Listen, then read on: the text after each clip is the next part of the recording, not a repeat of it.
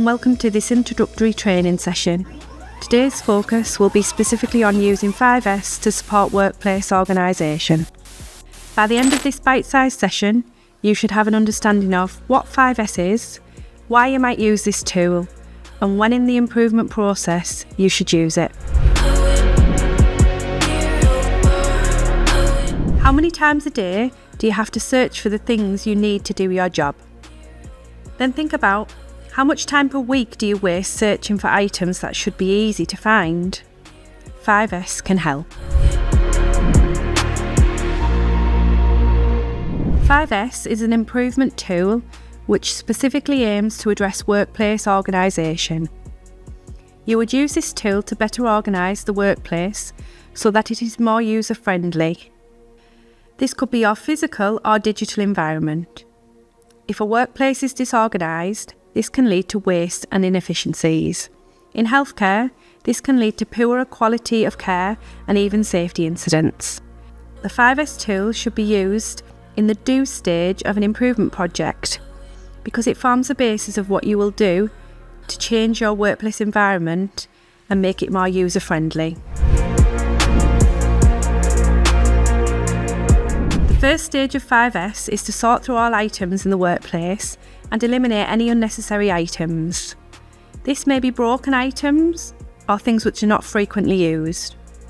You may need to monitor usage of certain items in order to determine if you need to hold your own stock. Finally, you will need to understand what stock you use and over what time frame so that you don't overorder or underorder certain items. Once any unnecessary items have been removed, the next stage is to ensure that items are set in order and in an order that makes sense to people who will use these items. For example, it may be appropriate to sort paperwork in alphabetical order, to store medications by purpose, or to store all respiratory and suction equipment in the same area.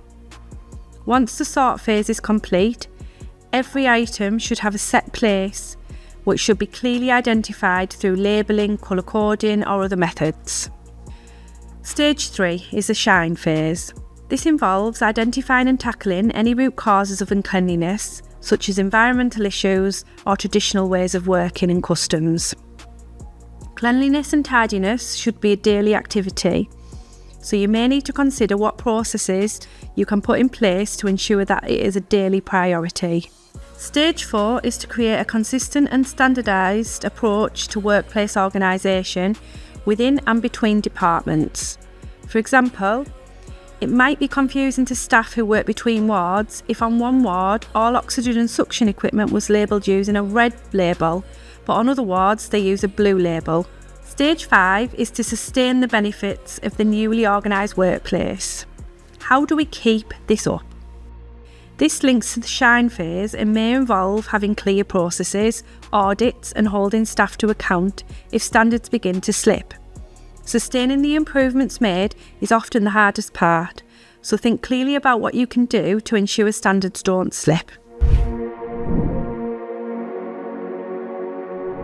5S is rapidly becoming known as 6S because safety should always be considered when organising a workplace.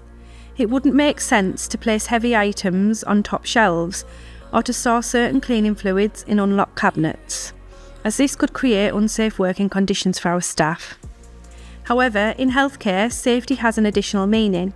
If we cannot find what we need when we need it, then this may cause unnecessary risks to our patients through delayed care. For this reason, cleanliness and tidiness is not a nice to have, but a necessity. To summarise, you can use this tool to better organise your work environment. Use 5S in the do phase of your project because it is the method you will use to improve workplace organisation. Try to involve the whole team in feeling responsible and accountable for workplace organisation. This will help to sustain any improvements made. Ensure you have adequate processes in place to sustain standards of cleanliness and tidiness. This may mean that staff are held to account and that workplace organisation is prioritised, managed and audited. If you have any questions in relation to 5S, please reach out to the Leadership and Improvement team on the email address shown on screen. They will be happy to support your learning journey. You can also learn more about various improvement tools and techniques through our continuous improvement programme, which includes a variety of bite-sized, half-day and full-day training courses. Many of our courses are now CPD accredited, with many more to gain accreditation in the near future. We will keep you updated via our marketing, or alternatively see Strive events for the most up-to-date information. Thank you.